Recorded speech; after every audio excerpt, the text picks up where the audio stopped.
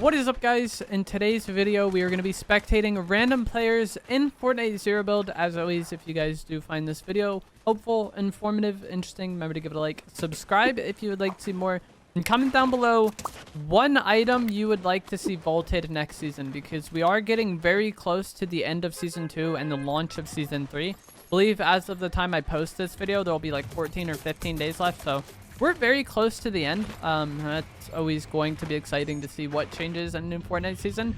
I'm very interested to see kind of what they do with these god areas, because I don't think they'll just like completely change those sections of the map again. But also I would be surprised if the green water is still here next season. So I think these areas definitely will play out differently if they are still here. Also, like the bosses and the medallions will likely be different next season as well. We can go Grimgate though, because it's OP. I think I've landed here for like 2 of the last 3 spectating videos I've made, and then people ended up trading, and then we spectate somebody across the map and not spectate somebody getting Grim Medallion. So hopefully that trend is different. And if you guys haven't played recently, the god weapons are back in the game. So the Hades chain, the Zeus lightning. So these god chests here are not guaranteed to give you 2 weapons anymore. They give you a weapon and a god item. And that can be good, but also just not as nice as getting 2 guns. I thought like getting 2 guns was pretty good, because if one gun is bad, you have like a decent chance to like recoup from that, you know. Probably shouldn't have landed at that top chest, because it's an area where people always just grab and jump down. I want this player to eliminate me. You can do it, sir. I believe in you. You have a gold gatekeeper shotgun. We're gonna be on board with Ristic, and somebody already started the boss, which is great for everybody landing here, because the way the boss fight works, if you're unaware, there's 2 stages of wolves that you have to eliminate, and then the boss spawns in. So the faster that you can get past those 2 opening stages, the better, because they're kind of just like a time sink anyways. What the heck? He transformed into a fox. There are barrels in the room where I was like going to camp. I was like, yeah, right in front of him there's like 6 barrels. So if I was this player, I would just go and break the floor in that room. That was why I initially went to that area when I didn't get eliminated, was just to like have somebody maybe go for those barrels and eliminate me. But what I was going to say about the wolves is like getting through those opening stages are great. And if you're here fighting other players and then somebody else is just over there fighting wolves, it's great for you, because you can clear the POI of enemies, and then hopefully by the time the boss spawns, you've already been cleared the POI and the boss spawns a bit faster. Whereas like if you wait until the POI is entirely clear to start fighting the wolves, then it's just gonna take more time. You do want to be overly concerned about players when doing this though. Like kill the wolves when you can, fight the boss when you can, but you also want to focus on other players. Like right here I would start killing the wolves, get more pressure there. You hit that guy a little bit, he gets away, it's no big deal. I think you just keep fighting the wolves, and then that player will likely come back to you. You just, again, got to keep in the back of your mind that, like, you always want to be ready for, like, third parties and not tunnel vision too much on killing the wolves. Like, I think you can kill them pretty effortlessly and kind of, like, progress that boss fight and encourage the other players to feel, like, pressured. And if you are here and somebody's fighting the wolves, I really don't think you have to feel that pressured, because when the boss spawns in, it'll be very obvious to you. You see on the minimap now, the medallion or the boss's, like, indicator is there. And so the first 2 stages of wolves, it didn't matter. It doesn't matter if you're across like the POI looting when that's going on. You don't really feel like, you don't need to feel like in a rush to stop somebody from eliminating wolves. Just let them eliminate the wolves. This player would get those barrels, please. It's like triggering me. Maybe it's bugged on my screen and those barrels are there for me and not that other player. I don't know. There's also a legendary chest under the stairs there. Again, boss is still up, so like you're fine. Once you see the boss start getting weak, that's when you really want to be worried about it. This is good for this fox. Get the boss to chase you into here so no one else can have it. But like right here, I would stop shooting the boss. And you see he immediately gets third partied. I would have done like the first mag of the ice, and then after the boss walks into the building, then you just tunnel vision on eliminating other players and not putting yourself in an easy like spot to get third partied. He ends up getting the kills, but yeah. You saw that almost could have gone bad. He's lucky that other player hopped on it. But if he did like the first mag of the ice wall, reloaded it, and then kind of like backed up, got ready for the third parties, I think that would have been a little more optimal. And that's something I always try to do. Anytime you damage the boss, kind of get some damage in, check your surroundings, see if you're getting third-partied, and then start to do the damage there. Because once you start eliminating that boss, the other players are going to see the health bar of the boss go down. They're going to want to third-party that. But also, they're going to know that, like, okay, this person is focused on eliminating the boss, so I can third-party this. But if you kind of pay 10% attention to eliminating the boss and 90% of attention to, like, not getting third-partied, that could be great for you. So I disagree with this choice here. Okay, never mind. I was going to say, he dropped his gold gatekeeper shotgun for the mythic, and personally, I would much rather have a gold gatekeeper with drum mag, or even a purple or blue gatekeeper with drum mag than the mythic one. The mythic one is good, but, like, the damage difference is not that much. I think it's, like, 4 on the body shot and maybe, like, 12 or 16 on the headshot. Like, I think the 2 bullets difference is, like, more of an impact on fights than, like, that little bit of extra damage. And this is not great. So he has both gatekeeper shotguns. And so he shot the mythic one. He can't just easily swap to the gold one because there's a shotgun delay. And that fight right there kind of immediately shows what I was talking about. If he was using the gold one with drum mag that entire time, he maybe gets that kill. Like, obviously, that was not a great way to play that on either player's part. But we immediately saw the fact that his gatekeeper only had 3 bullets kind of grief him. He could have swapped better for sure. But I think if he has drum mag, like, he has a pretty decent chance of getting that kill. But because he missed his first shot or his first 2 shots, like, his gun's not loaded, and then this player gets the elimination. But this player only had, like, 115 health left, so, like, that's an okay shot out of the gatekeeper shotgun. I think even the white one has, like, 114 max damage or something like that. Moral of the story, or point of the story, I value drum mag over a little bit of extra damage on the gatekeeper shotgun. This player also goes for mythic, but yeah, I really do not enjoy this person's inventory at all. Personally, I would much rather have Thunderburst or Warforged Shower over the Harbinger SMG. And then there also was a waterbending mythic that he could take there instead of the Hades chains. The Hades chains are good, but I don't really like using melee weapons, and I feel like it's very hard to get clean kills with melee weapons. Almost always, if I see somebody in the kill feed, or like I see people fighting and one of them gets kills with Hades chains, I know the winner of that fight is going to be weak. This guy's camping here, likely waiting for Hades Medallion to get here, which is something that you need to be constantly concerned about when you're at this POI, because a lot of people do want to third-party it, and typically Underworld is less contested than Grimgate, so a lot of times Underworld will get cleared and kind of get to Grimgate kind of as you eliminate the boss, or a little bit after you eliminate the boss, or maybe even a little bit before you eliminate the boss if they're very fast and like Grimgate is very contested. So I think this player is here kind of trying to get this medallion. But typically when... Oh, no. He's right there. This should be a kill. Did you use wings? Yeah, GG's. Wings are so bad. I really hope this player doesn't, like, drops them for shockwaves after that kill. Because if that... I think it was a John Wick. If that John Wick used shockwaves instead of wings there, then, like, this Stormtrooper is dead. What the heck just happened? Okay. We lagged, I guess? Or, yeah, I think I lagged. I've been having weird internet issues.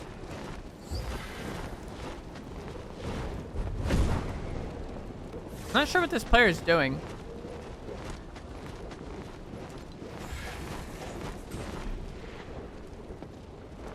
Odds are there's not very many people over here because, like, the Underworld Medallion had already made it to Grimgate.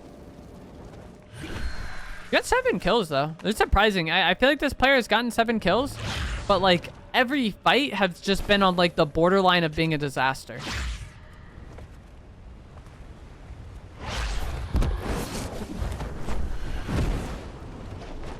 There is a bunker spawn over here. There's a bunker spawn here and a bunker spawn here that, like, I would want to be checking if I'm playing around with wings over here. You can just kind of look at it and see if there's supplies outside of it. If the supplies outside of the bunker are there, it will spawn. If the supplies aren't there, it will not spawn.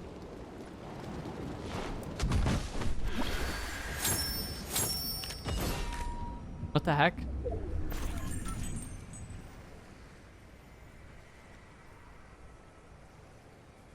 That might be the weirdest thing I've ever seen in a spectating video. So this player gets Grim Medallion, he gets Underworld Medallion, he gets Mythic Shotgun, and then he takes wings, flies to the edge of the map, and backs out. So at the start of the video, when I asked kind of what do you want to see removed from the game next season, I think that was that player's response to that. They want the medallions gone. I don't even know. I feel like every time I make one of these videos recently, just like the weirdest stuff like that happens. This person has Mythic AR. And I would assume Ares Medallion since they have Mythic AR.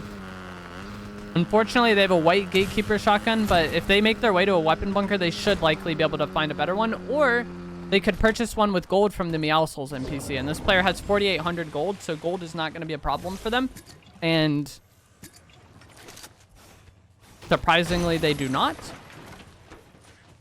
They spent gold on something, though. Oh, they hired him. So yeah, they could have bought a purple Gatekeeper shotgun from that Meowscles NPC for 300 gold, and I think that definitely would have been the play.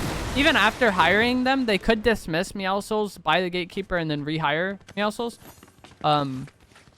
Again, I think gold is really easy to get in Team Rumble this season. They vaulted EMPs, but I still think it's incredibly easy to get gold in Team Rumble. Just you loot a POI, get the saves in the area, get white heals, and then when the bunker's up and open up, go to them. He ends up getting a purple Gatekeeper anyways. And right there is just another example of how bad the wings are. I think every time we've seen someone use the wings this game, they've died, aside from the player who flew to the edge of the map and left the game. Someone did get the medallions, though. I think. They're not on the map anymore. That's just very bizarre to me that someone would do that and then back out, because I don't really know what the point is.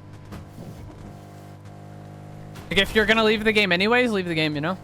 So, this player here, the nearest bunker is probably gonna be this one, and that would be relatively uncontested, I would imagine, or not heavily contested. But this player isn't going to be overly reliant on attachments, because they have the Mythic AR and they have the water bending. Neither of those weapons can get attachments. It would be nice, obviously, to get drum mag on the Gatekeeper shotgun. But if this player doesn't want drum mag, then like they could just forego attachments entirely. And that is one of the nice things about having water bending, is it's just a weapon that doesn't need attachments. Like, I'll have games where like I get a decent Gatekeeper with drum, I end up with a thunder burst with laser on it, and then I'm using water bending instead of a sniper, and it's just like I don't even really need attachments at that point. And so it kind of makes the game a bit easier. Whereas like if I had a sniper, then I would be like concerned about getting the right attachments on my sniper. If you hate going to the weapon bunkers, then I feel like getting water bending is a nice play. Unfortunately, this player has no mobility, and I don't know why. I mean, maybe they just haven't found shockwaves, but not having mobility is not a good idea, I think, in the current version of the game. We'll see if it comes back to bite him. I've said this so many times in these videos that, like, you can play not great and win games, and you can play the right way, or, like, you know, you can play good and still lose, and you can play bad and still win. That's just kind of the nature of Fortnite. But I think having mobility just gives you way more options in a fight and gives you way more ability to respond to things in a fight. If you get beamed, you can shockwave away and reset the fight. He has dashes, but not unlimited. Same with dashes, though. Like, they give you another option in a fight, and the more options you have in a fight, I think the better it's going to be for you. There's a player on island shooting down on him with a Wookiee bowcaster, I think, or maybe the player on that mountain is. This is not a good fight to be in, though, because you see he's just going to trade AR tags on this player. This is going to be a fight that takes a decent amount of time, and he's just standing out in the open. Even if he 250 to zeros that player with an AR, it's going to take a decent amount of time. His entire back is to the rest of the map while he has 2 medallions and while he's near island. So the longer he's in this fight, the worse. I think you just go to island, hit a rift, and then either go onto island yourself or leave the area. But like fighting on this bottom part right now is like terrible. And I think fighting on this bottom part with an AR is terrible because it's going to take a decent amount of time for you to eliminate the opponent. You have to be exposed for a decent amount of time. If they're playing off a snipe, then, you know, they could like peek for a fraction of a second, throw out a snipe, and get the kill, GG's. But like, this area is a nightmare to be right now. So I'm happy to see them like leave that kill. Even though they initially did kind of like seem like they were going to AR it, and I think that decision would have been very bad. Like, the risk reward there is just not in their favor. The other 2 medallion player is here, and if you're this Cerberus, I feel like you need to be concerned about that other 2 medallion player, because like I think the other medallions are a lot better. Like, the other 2 medallion player is Dashes and Siphon. I think it's a lot better than Zeus and Ares, especially because unlimited dashes gives you more options and more ways to play a fight. Like I was talking about earlier, if you have more options and more ways to play a fight, like that's just better for you, I think. He just ends up leaving that fight immediately.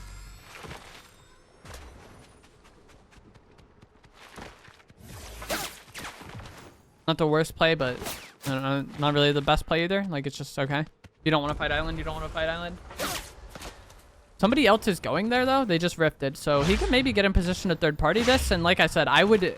If I don't have Gatekeeper Medallion, or Cerberus Medallion, sorry. If I don't have Cerberus Medallion, I am very concerned about killing the other person that does so that I can have it. Just like unlimited dash is incredibly OP. Like, it's just very good. There's like no way around it. Or like no other way to say it, I guess. Like, so yeah, I think fighting Grim Gate and getting that advantage is nice. But also if you're not going to do that, like, I think you need to be concerned about like when you can eliminate that player. And them fighting on island fights usually aren't very clean. So like, if I was this player, once I heard that other person rift, I would have been doing my best to try to get into a position near island where I can rift if I hear them heavy fighting. If you get to those rifts under them and you hear like shotgun shots being traded, odds are the person who wins that fight is not going to be healthy. So you can just rift onto it and clean it up and then have a pretty decent chance at eliminating the biggest threat in the lobby, or what is likely going to be the biggest threat in the lobby, being the person that has Grimgate Medallion.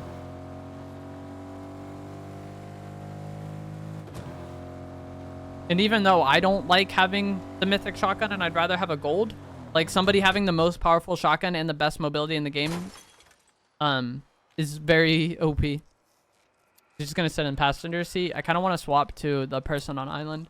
I don't know why people do this in pubs.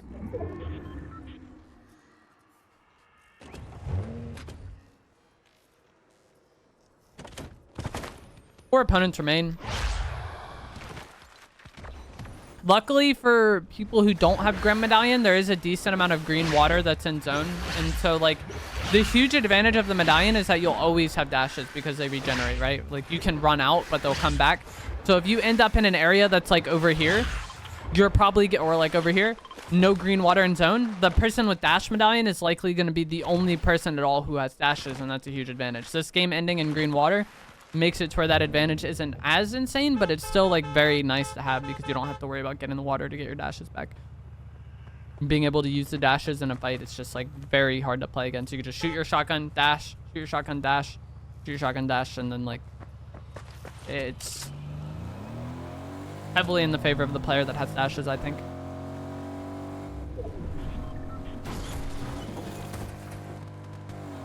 Zone pulled in a way that's okay for this player, but the thing about this is there's no real good defendable position in this zone. So, like, sure, it's nice for him that he has, like, easy route to here, but, like, being where he is right now is not great. The person that is island has a huge advantage because they could just be on island, throw out shot after shot after shot. No one can really get to them without either rifting or zipping up, which makes a lot of noise. And then when zone does move, they could just, like, shock the zone or pad the zone or drop down and take a rift if needed. And again, you see he gets ahead of zone, which is good and all, but like there's nothing to like have over there. He like went too early. Someone top Grim. Seems like that person top Grim is not really aware of him right now though. They probably are going to be soon though because he's like kind of out in the open too much. There's a player above him on this mountain. I heard them like walking. He gets a free kill, but like has to shoot off for it. And so now everyone's gonna be concerned about Sarah. So like, this is one thing I've seen streamers do that people say is sus. As soon as he gets that kill on the person on the mountain, you need to be looking top Grim because this player should have already known that person was top Grim because we already saw them, right? And as soon as you shoot, people are gonna want a third party it. So I think getting yourself in the best position to deal with that third party, it's huge. But you saw there, like, they got the kill and, like, seemingly forgot about the person top Grim.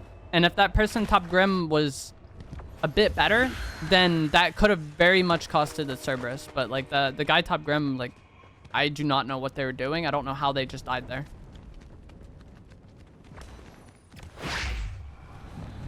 It's a tilting game to spectate, because I feel like everybody I watch is just, like, doing so much questionable activity, but it works out. And this is why in the last spectating video I made, spectating on real players, I kind of talked about how like spectating high rank might not be as beneficial for some people because those like little mistakes don't happen as much. And that's something that like, that's a mistake that you might be making that you're not even aware that you're making in terms of like just immediately guessing where the third party is going to come from or immediately knowing what you're exposed to or what other players in the area are going to do based on like the knowledge you've gained, because that a player should know there's somebody top grim. As soon as they shoot, they're exposed to top grim.